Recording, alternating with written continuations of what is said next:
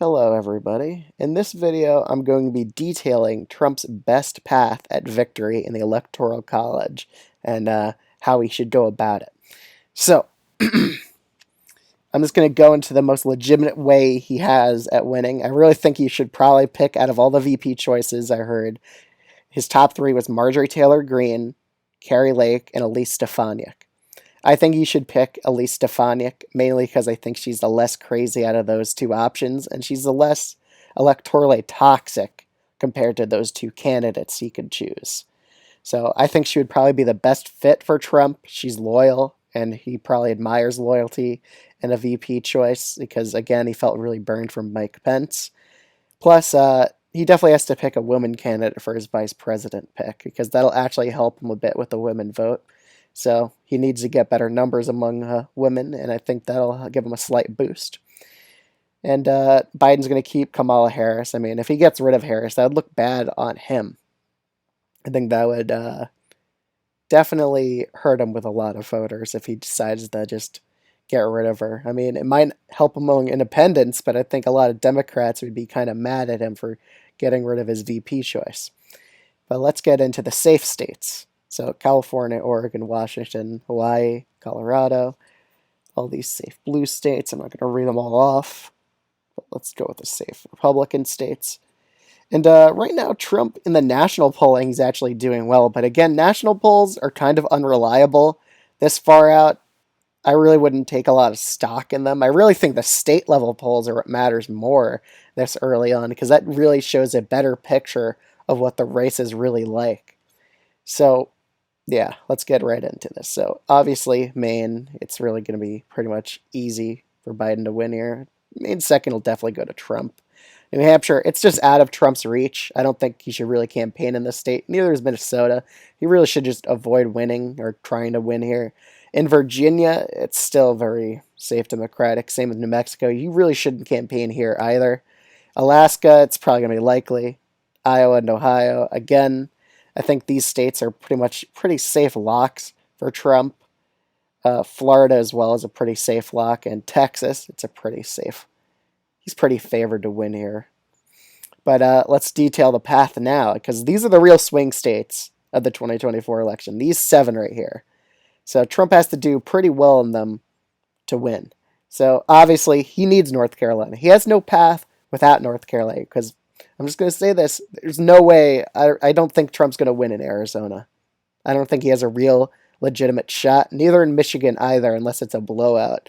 But I don't think he has a shot in either of these two states. So really, it just comes down to Georgia, North Carolina, Pennsylvania, Wisconsin, Nevada. So obviously, let's give Trump Georgia or North Carolina. I really think he probably needs Georgia next because, again, even if he wins in these two states, he would have to hope for a win in Nevada. And I don't think he's quite favored to win in Nevada currently because most state level polls have Biden up by a likely margin, and some of them on average. I don't think Biden's going to win by a likely margin in Nevada. I think it's going to be lean. But that really hurts Trump because watch this. He could win these two states, and all Biden has to do is win Georgia, and he wins the election. So the election really comes down to these three. So obviously, the polls only have Biden up by a tilt margin in Georgia currently. Let's say a lot of those undecideds go towards Trump because it's not unreasonable to suppose that they do. That's what they did last election. So let's say Trump, he gets a lot of Republican turnout in the rural areas. He really gets them all out to vote for him, and he wins Georgia. Now he needs a win in Wisconsin or Pennsylvania. He could win Pennsylvania right here and just get the victory. But if he's winning Pennsylvania, he's very likely winning in Wisconsin. But really, he just needs Pennsylvania. That's the true key for Donald Trump right here. So let's say he's doing pretty well in Wisconsin. Let's say he wins that state. I really think that the election, honestly, comes down to Pennsylvania. I think that's the true kingmaker here. I think all hinges on the state of Pennsylvania. Because never mind Wisconsin. Biden could win Wisconsin and not win the election. If Trump could pull out a win in Pennsylvania, it doesn't matter.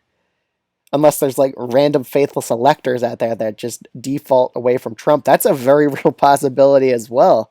In 2016, we saw a bunch of faithless electors, like 4 of them or something, go away from Trump, or 2 to 4 of them, 2 or 4 around there.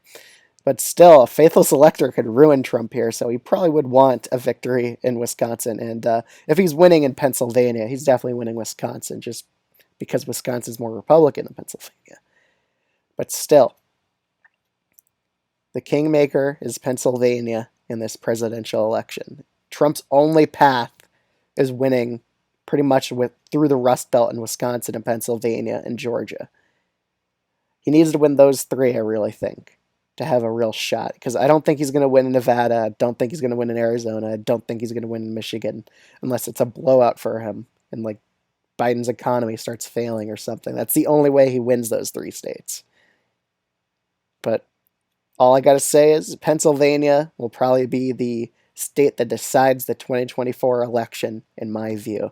And that's Trump's real best shot at winning the White House in 2024. I'll see you guys in the next video.